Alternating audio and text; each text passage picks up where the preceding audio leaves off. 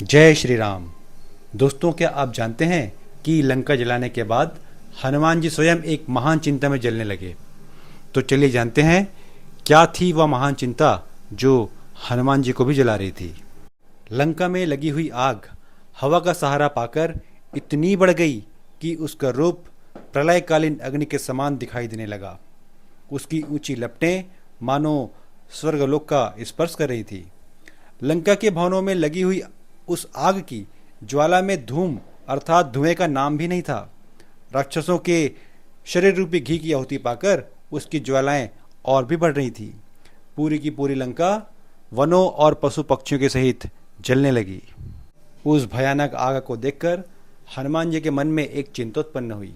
कहीं इस भयानक आग में जानकी जी तो नहीं जल गई होंगी। उन्हें अपने प्रति घृणा सी होने लगी। वे मन ही मन कहने लगे, यह मैंने क्रोध भरकर क्या कर डाला, मुझ पर धिक्कार है।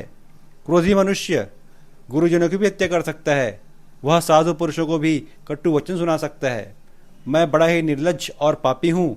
मैंने सीता जी की रक्षा का कोई विचार न करके लंका में आग लगा दी और इस तरह मैंने अपने ही स्वामी की हत्या कर डाली। मुझे धिक्कार है।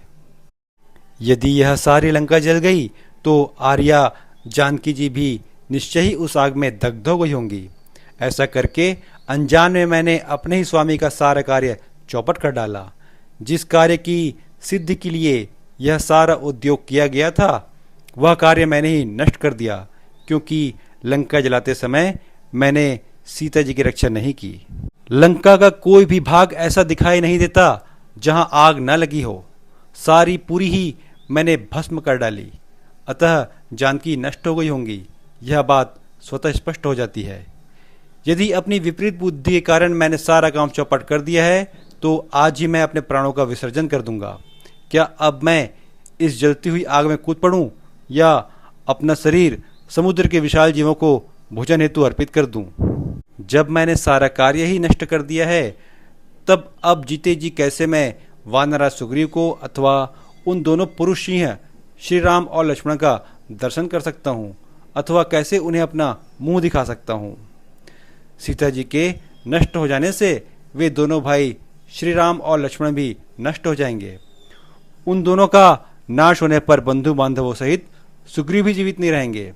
फिर इसी समाचार को सुन लेने पर भातृवत्सल धर्मात्मा भरत और शत्रुघ्न भी कैसे जीवन धारण कर सकेंगे।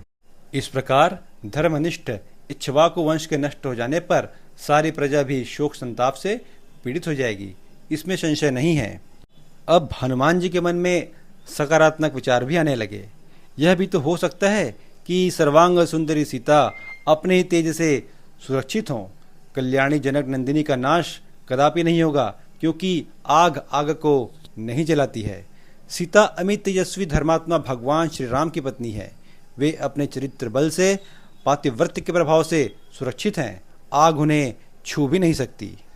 हनुमान जी ने विचार किया कि जो अग्नि सब कुछ जला सकती है, जानकी जी के प्रभाव से वह मेरे पूंछ को भी नहीं जला सकी, तो साक्षात माता जानकी को कैसे जला सकती है। हनुमान जी इस तरह विचार कर रहे थे कि उन्होंने चारणों के मुंह से निकली हुई यह बात सुनी। चारण एक देव प्रजाति है।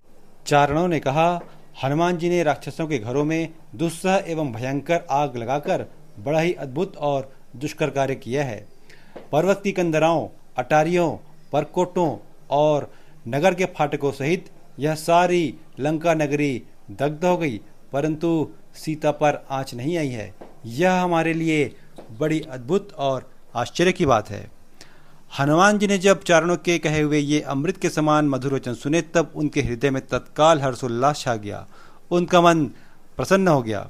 राजकुमारी सीता को कोई क्षति नहीं पहुंची, यह जानकर कपिवर हनुमान जी ने अपना संपूर्ण मनोरथ सफल समझा और पुनः माता का दर्शन करके लौट जाने का विचार किया।